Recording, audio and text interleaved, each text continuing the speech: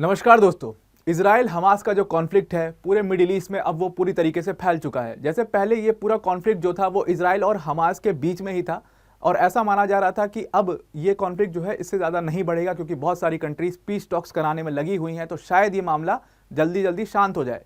लेकिन जब से हमने देखा कि ईरान की एम्बेसी पर अटैक कर दिया इजराइल ने सीरिया के अंदर में, उसके बाद से चीज़ें खराब होनी शुरू हो गई थी। लेकिन उसके बाद इजराइल का एक बैकफुट देखा गया कि वो पीछे हट करके पीस टॉक्स में इंटरेस्टेड है और पीस टॉक्स करना चाह रहा है। यूएस भी पीस टॉक्स के लिए पुश कर रहा था, तो वहां पर चीज़ें जो है वो खराब होनी शुरू हुई। ऐसा लग रहा था कि शायद सीज फायर पे साइन हो जाएगा अग्रीमेंट के ऊपर और ये चीज़ें खत्म हो जाएंगी अब मिडिल ईस्ट से और दुनिया में शांति हो जाएगी और जो ऑयल के प्राइसेस और ये सारी चीज़ें वर्ल्ड ट्रेड के ऊपर जो इम्पैक्ट बढ़ रहा है वो चीज़ें भी ठीक हो जाएंगी। लेकिन अब तो ये चीज़ें इतनी ज़्यादा बढ़ चुकी हैं कि अब ये चीज़ें खत्म होने का नाम ही नहीं ले रही हैं। बिकॉज अभी आज की न्यूज़ ये आ रही है, कल देर रात जो है हिजबुल्लाह ने बहुत भीषण इजराइल के ऊपर अटैक कर दिया है। ये पूरा अटैक नॉर्दर्न इजराइल के ऊपर किया है। कम से कम बताया ये जा रहा है, अभी तक रिपोर्ट्स कंफर्म्ड नहीं है कितने रॉकेट फायर किए हैं। फायरिंग हुई है रॉकेट्स की, इतना पता है। कितने रॉकेट्स फायर किए इसका अभी कोई भी कंप्लीट डेटा नहीं है। कुछ न्यूज़ एजेंसीज ऐसा बोल रही है कि 40 रॉकेट्स फायर किए, कुछ 50 बोल रही हैं, कुछ 100 तक का नंबर दे रही हैं कि 100 रॉकेट्स फायर किए हैं हिजबुल्लाह ने इजराइल के ऊपर।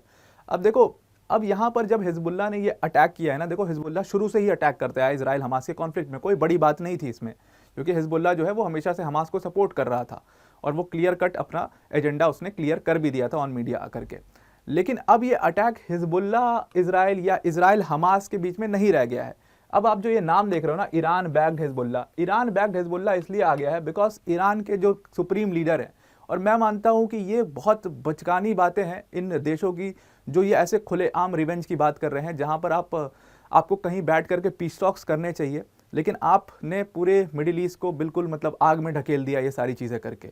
ईरान के जो सुप्रीम लीडर हैं उनका ईद के दिन बिल्कुल वीडियो वायरल होता है जहां पर वो सीधे सीधे रिवेंज की बात करते हैं, वो सीधे सीधे बात करते हैं कि इजराइल को पनिश करेंगे। और अभी कल उन्होंने क्या किया था कि उन्होंने यूएन को, क्योंकि यूएन ने उसमें इंटरसेप्ट करने की कोशिश करी थी कि ये अटैक को रोक दिया जाए, पीस टॉक्स बैठ करके सारे लीडर्स आपस में कर लें, तो उन्होंने यूएन को कहा कि जब हमें ज़रूरत थी आप वहाँ पर मौजूद नहीं थे, अब हम उसका रिटेलिएशन करेंगे, हम उस पर अटैक करेंगे क्योंकि आप यहाँ पर मौजूद नहीं थे। तो उन्होंने सीधा सीधा ये बात क्लियर कर दी थी कि हम रिवेंज तो लेंगे, दैट वॉज फॉर श्योर। अब कैसे लेंगे वो डिपेंड करता था। बहुत सारे जियोपॉलिटिकल एक्सपर्ट्स ऐसा मान रहे थे कि ईरान जो है वो डायरेक्टली अटैक नहीं करेगा कभी भी इजराइल को या किसी भी यूएस शिप को। ईरान फिर वही अपने बैक्ड जो उसके प्रॉक्सीज हैं उनके थ्रू अटैक करेगा।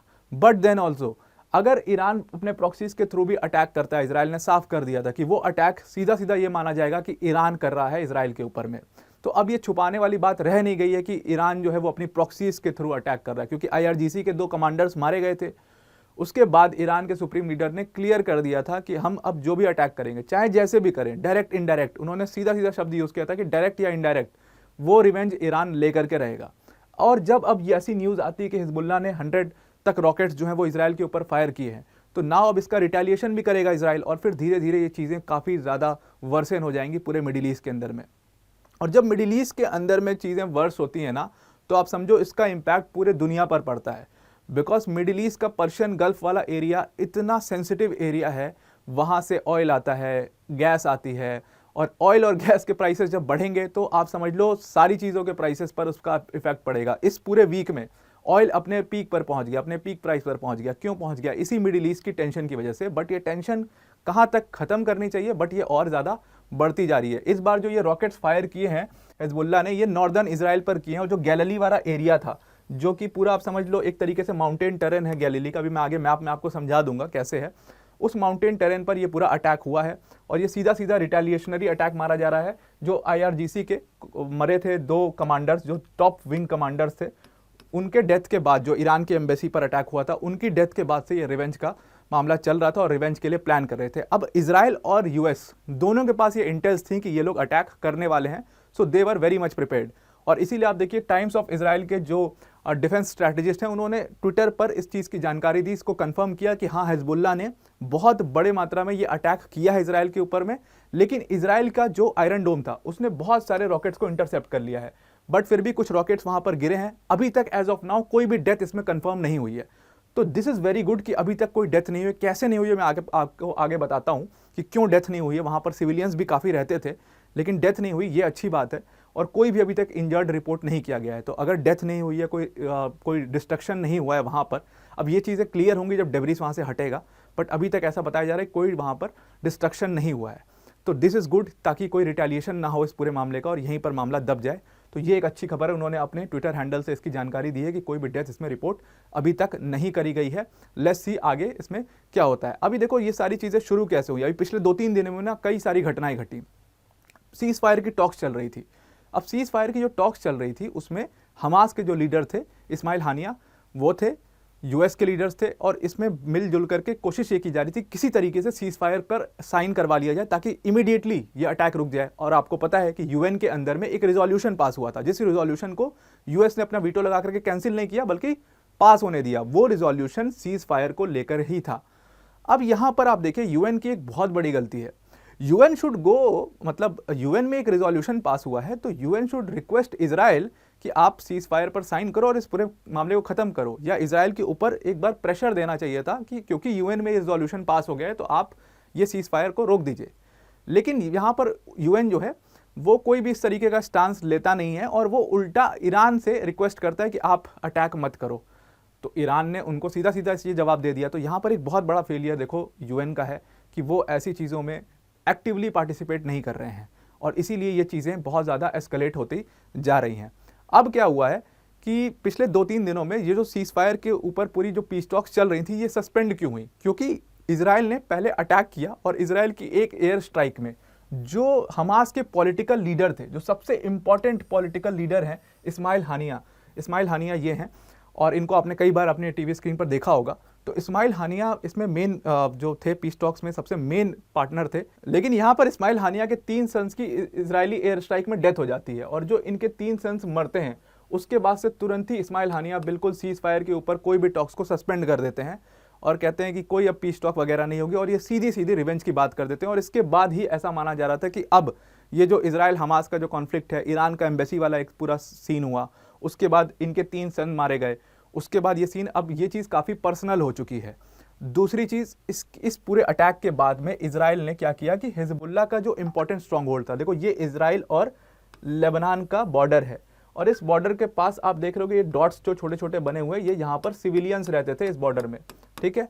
अब ये जो सिविलियंस था तो यूएस और इजराइल दोनों के पास ये इंटेल थी कि ईरान अटैक करेगा विद इन 48 आवर्स। तो इन्होंने क्या किया कि अपने सारे सिविलियंस को यहाँ से रिलोकेट कर दिया, यहाँ से हटा दिया और इस पूरे बॉर्डर एरिया को खाली करा दिया था।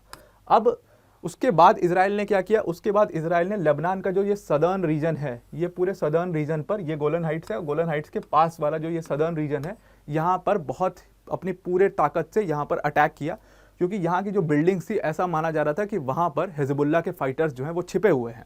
अब इस अटैक के बाद इसी के रिटेलिएशन में हिजबुल्लाह ने इजराइल के ऊपर कम से कम 40 से 50 रॉकेट्स फायर किए, और ये जो रॉकेट्स फायर किए ये आपका नॉर्दर्न इजराइल वाले एरिया, जो गैलिली का एरिया है, जो कि पूरा माउंटेन टेरेन है, यहाँ पर ये सारे रॉकेट्स फायर किए गए। और इसीलिए कोई डेथ यहाँ पर रिपोर्ट नहीं की है, क्योंकि इजराइल ने वेरी स्मार्टली अपने इंटेल के बेसिस पर, उनकी सीक्रेट एजेंसीज ने जो उनको इंटेल दी थी, सारे यहाँ पर जो सिविलियंस रहते थे फॉर गॉड सेक, उन सारे सिविलियंस को यहाँ से रिलोकेट कर दिया था, उनको सेव कर दिया था। तो ये जितना भी अटैक हुआ है यहाँ पर आसपास आईडीएफ के जो कैंप्स होते हैं वो थे, मतलब इजरायली डिफेंस फोर्सेस के कैंप्स लगे हुए हैं इस पूरे बॉर्डर के आसपास, वहाँ पर ये अटैक किए गए हैं और अभी तक कोई भी डेथ इसमें रिपोर्ट नहीं की गई है। अब लेट्स सी ये चीज़ें जब इतनी ज़्यादा एस्केलेट हो चुकी हैं तो कंट्रीज मिलकर के, अब देखो इंडिया की जो एम्बेसी है उसने भी एक नोटिस जारी किया है कि आप ट्रैवल मत करिए इस एरिया में। अगर आप इस आसपास के मिडिल ईस्ट की किसी भी इस वाले जोन की कंट्रीज़ में आप जा रहे हैं तो आप यहाँ पर मत जाइए, आप अवॉइड करिए यहाँ पर जाने से, बिकॉज यहाँ पर चीज़ें अब बहुत ज़्यादा टेंस्ड हो चुकी हैं। जब ऐसी चीज़ें गवर्नमेंट्स लॉन्च करती हैं, ऐसी कोई नोटिस, तो उसको आपको सीरियसली लेना होता है। तो यू कैन अंडरस्टैंड कि अब चीज़ें यहाँ पर काफ़ी डिफिकल्ट हो चुकी हैं, अब यहाँ पर बहुत कॉम्प्लेक्स सिचुएशन हो चुकी है।